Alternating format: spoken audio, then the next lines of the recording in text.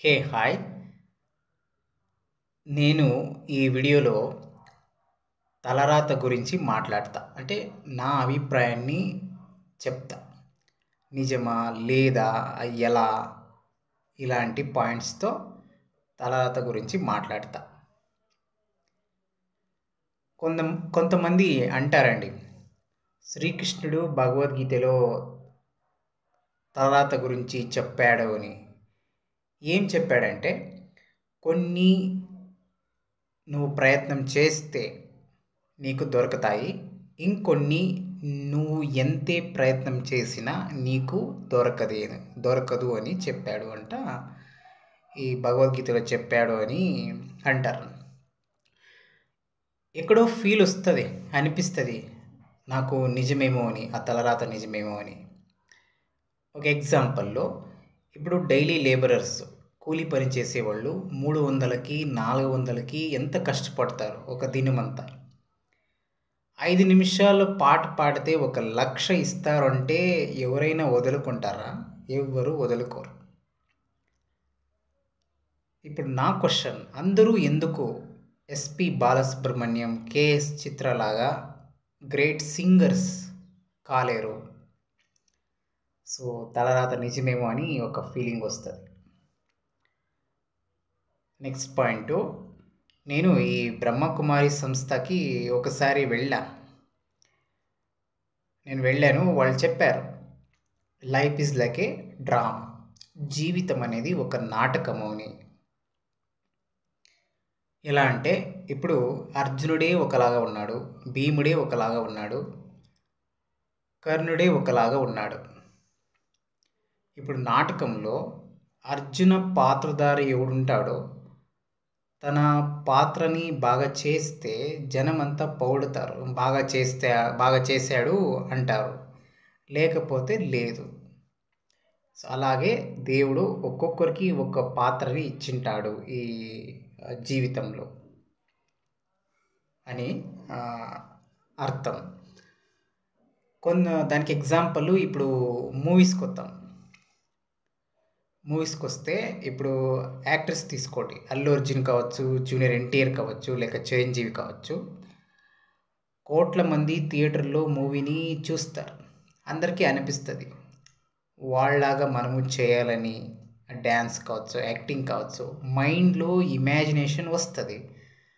కానీ అందరూ 100% కూడా వాళ్ళలాగే మనము చేయలేము, అందరూ వాళ్ళలాగే కాలేరు. అల్లు అర్జున్ బాగా చేస్తే బాగా చేశాడు అంటారు, లేకపోతే లేదు అంటారు. వాళ్ళకి ఆ పాత్రం ఇచ్చాడు దేవుడు అని ఒక ఫీలింగ్ వస్తుంది, ఇచ్చాడేమో అని ఒక ఫీలింగ్, ఒక మనసుకి ఎలా డౌట్ వస్తుంది.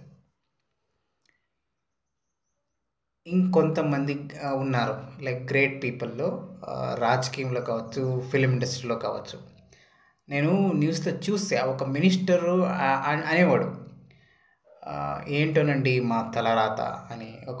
ఒక గ్రేట్ హీరో, చాలా అనుభవం ఉన్న ఒక మూవీ హీరో కూడా అంటూ ఉంటాడు అప్పుడప్పుడు, నాకు తలలో దేవుడు ఏం రాశాడు, నా తలరాత ఏముందో అని. ఒక మంచి డాక్టర్స్ కూడా అన్నాడు, నేను విన్నా, న్యూస్లో చూసా. కొంతమంది టీచర్స్ కూడా అంటారు, ఒక న్యూస్ ఛానల్ ఓనర్ కూడా అంటూ ఉండేవాడు, నేను చూశాను. జస్ట్ ఆలోచించండి, వాళ్ళకి జీవితంలో ఎంత అనుభవం ఉంటుంది, ఎంత నాలెడ్జ్ ఉంటుంది, జీవితంలో ఎంత కష్టపడి ఉంటారు, ఎంత డబ్బులు సంపాదించుంటారు.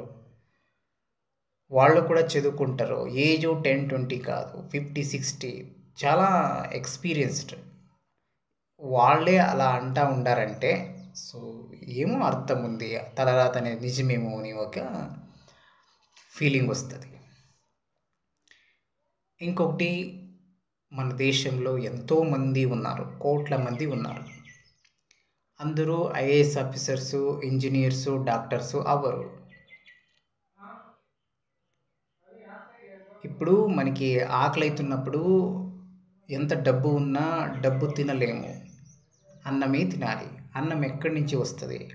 రైతుల ద్వారా వస్తుంది. సో రైతులు ఉండాలి. ఇక ఇంకో 10 నిమిషాల్లో ఎవడో ఒకడు మనిషి చనిపోతా ఉన్నాడంటే తనకి ట్రీట్మెంట్ ఇచ్చి ప్రాణాలు కాపాడడానికి డాక్టర్స్ కూడా ఉండాలి. అలాగే ఇప్పుడు ఇంజనీర్స్, డాక్టర్స్ ఉండారు అంటే వాళ్ళకి పాఠాలు నేర్పే గురువులు, టీచర్స్ కూడా ఉండాలి. అందరూ ఉండాలి. సో అందరూ అవ్వరు. అందరూ ఐఏఎస్ ఆఫీసర్స్, ప్రైమ్ మినిస్టర్స్ అవ్వరు. ప్రైమ్ మినిస్టర్ సీటు ఒకటే ఉంది. రాజకీయంలో ఎంతోమంది ఉన్నారు. అందరికీ ఆ ప్రైమ్ మినిస్టర్ సీటు ఇవ్వరు. ఇదొకటి. మనము ఒక మనిషిని గుర్తిస్తాం. ఈ మనిషి ఇలా, ఈ మనిషి టాలెంట్ ఇలా, ఈ మనిషి స్కిల్ ఇలా, ఈ మనిషి నాలెడ్జ్ ఇలా, ఈ మనిషి స్ట్రెంగ్త్, ఎనర్జీ ఇలా, ఈ మనిషి ఇంత గొప్పవాడు, ఈ మనిషి ఇలాంటి పని చేస్తాడు అని మనము గుర్తిస్తాం, పొగుడుతాం. ఆ మనిషి అలా ఉండడానికి మెయిన్ కారణం ఏంటి? తల. అలా ఇప్పుడు తల, బ్రెయిన్, మెదడు. ఈ తలని పగల కొడితే ఈ మెదడు అనేది ఏముంటుంది? అది అందరికీ సేమ్ ఉంటుంది. ఇంకో ఇంపార్టెంట్ ఏంటి అంటే రక్తం. రక్తం కూడా అందరికీ సేమ్ ఉంటుంది. అందరికీ ఒకేలాగా ఉంటుంది. కానీ ఒక్కొక్కరు ఒక్కొక్కలాగా ఉన్నారు. అది ఒకరు ఇద్దరు కాదు, కోట్ల మంది డిఫరెంట్గా ఉన్నారు. ఎంత ఆలోచించినా వాళ్ళ గురించి 100% అర్థం అవ్వదు. ఒక 10%, 20% అర్థం అవుతుంది. ఎంత ఆలోచించినా వాళ్ళు ఎందుకు అలా ఉన్నారు, వాళ్ళ బ్యాక్గ్రౌండ్ ఏంటి, లైఫ్ స్టోరీ ఏంటి, వాళ్ళ తలలో ఏం జ్ఞానం ఉంటుంది, అలా థింక్ చేస్తే ఏం అర్థం అవ్వదు. సో ఎక్కడో ఒక ఫీలింగ్ వస్తుంది, నిజమేమో ఈ తలరాత అనేది అన్న ఫీలింగ్ వస్తుంది. ఇంకొకటి, ఈ తెలుగు మూవీస్లో ఒక గ్రేట్ హీరో ఉన్నాడు, విక్టరీ వెంకటేష్. విక్టరీ వెంకటేష్ అంటే వాళ్ళకి చాలా టాలెంటెడ్, నాలెడ్జ్ ఉంది. విక్టరీ వెంకటేష్ కూడా చదువుకున్నాడు, చాలా మూవీస్లో యాక్టింగ్ చేశాడు, జీవితంలో చాలా అనుభవం ఉంది. ఎవరో ఒక ఫంక్షన్లో అడుగుతారు, మేమెందుకు మీలాగా అవ్వము అని. అప్పుడు వెంకటేష్ చెప్తాడు, మన ప్రయత్నం అంటే కష్టపడటం, మన హార్డ్ వర్క్ అది ఉండాలి, దాని జతలో ఈ లక్ అనేది కూడా ఉండాలి. రెండు ఉంటేనే మీరు నాలాగా అవుతారో, లేకపోతే లేదు అని చెప్తాడు. అదొకటి. ఇంకెవరు అన్నారు, సైంటిఫికలీ వస్తే అది తలరాత కాదు, మైండ్ అలాగ ఉంది, వాడు అలా పుట్టింటారు అని చెప్తారు. ఇప్పుడు నేను చెప్పేది ఏంటంటే, సరే మైండ్ అలా ఉంది అంటే, తల అలా ఉంది అంటే దానికి కారణం ఏంటి? మన బాడీలో, మన శరీరంలో జీన్స్ ఉంటాయి. జీన్స్ అంటే జెనెటిక్ కోడింగ్. అంటే ఈ సాఫ్ట్వేర్ ఇంజనీర్స్ ఎలా సాఫ్ట్వేర్ కోడింగ్ రాస్తారో అలాగే మన బాడీలో జెనెటిక్ కోడింగ్ అనేది రాయబడింది లేక ఎవరో రాశారు. అది ఎవరికి తెలియదు, అది ఎలా వచ్చింది జెనెటిక్ కోడింగ్ మన బాడీలోకి అని ఎవరికి అర్థం అవ్వదు. ఆటోమేటిక్గా అదే అయిందా, ఎవరైనా రాశారా, అది ఎవరికి తెలియదు. సో జెనెటిక్ కోడింగ్ అనేది రాయబడింది మన బాడీలో. అలా రాయబడింది వల్ల మన మైండ్ ఇలా ఉంది, మన తల అలా ఉంది. సో సైంటిఫిక్లో వచ్చినా కూడా మళ్ళీ అక్కడే వచ్చాము, తల రాత అని లింక్ వస్తుంది ఒకటికొకటి. అలా ఆలోచన చేసిన తర్వాత నిజమేమో అనే ఫీలింగ్ వస్తుంది. ఇంకోటి, ఈ యూట్యూబ్లో చూడండి, వీడియోస్ చూడండి, ఎన్నో వీడియోస్ ఉన్నాయి. ఒక్కొక్క వీడియో ఒకలాగా ఉంటుంది. ఒక వీడియో ఇంకొకరికి ఇష్టం అవ్వదు, వాళ్ళకి అడ్జస్ట్ అవ్వదు. ఒక్కొక్కలాగా మాట్లాడతారు. ఎవరో ఒకరు వీడియో చేస్తారు, సేమ్ అలా వీడియోని ఇంకొకరు చేయలేరు. ఆ స్కిల్ వాళ్ళకి ఉండదు. ఒక్కొక్కరికి ఒక స్కిల్ ఉంటుంది.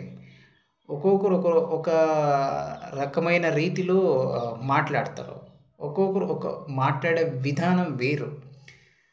సో అలా ఆలోచించేస్తే ఎక్కడో ఒకటి అనిపిస్తుంది తలరాత నిజమేమో అని. ఎవరో ఒక గ్రేట్ డైరెక్టర్ ఉన్నాడు. తనని అడుగుతారు ఎవరో, సార్ మీకు ఆ టాలెంట్ ఉండడానికి కారణం మీ లక్ కదా, మీ తలరాత కదా అని. ఆ డైరెక్టర్ అంటాడు, నేను అవన్నీ నమ్మను అని. ఇప్పుడు నేను చెప్పేది ఏంటంటే, ఆ డైరెక్టర్ కూడా ఒక మనిషే, దేవుడు కాదు. ఒక మనిషి ఎంత స్ట్రాంగ్ అయినా కూడా ఈ ఆలోచించడానికి దేవుడు ఒక లిమిట్ పెట్టాడు. దానిపైన అవ్వదు. ఈ నాలెడ్జ్ అన్నది పెద్ద సముద్రం లాంటిది. అందరికీ అంతా నాలెడ్జు తలలో ఉండదు కదా. సో నా ఫీలింగ్ ఏంటంటే, మనిషికి కూడా అర్థం కానిది ఏదైనా ఉందేమో, తలరాత నిజమేమో అనే ఫీలింగ్ వస్తుంది. నేను కూడా 100% 100కి 100 పాళ్ళు తలరాత నిజము అని నేను చెప్పను. కానీ ఈ వీడియోలో ఏమేమి చెప్పానో అవన్నీ చూస్తే ఎక్కడో ఒక ఫీలింగ్ వస్తుంది, తలరాత నిజమేమో అని. సో నా అభిప్రాయాన్ని మీకు చెప్తున్నా. ఓకే, ఈ వీడియో ఇష్టమైతే వీడియో కింద లైక్ అండ్ సబ్స్క్రైబ్ బటన్స్ ఉన్నాయి, అవన్నీ క్లిక్ చేయండి. Thank you.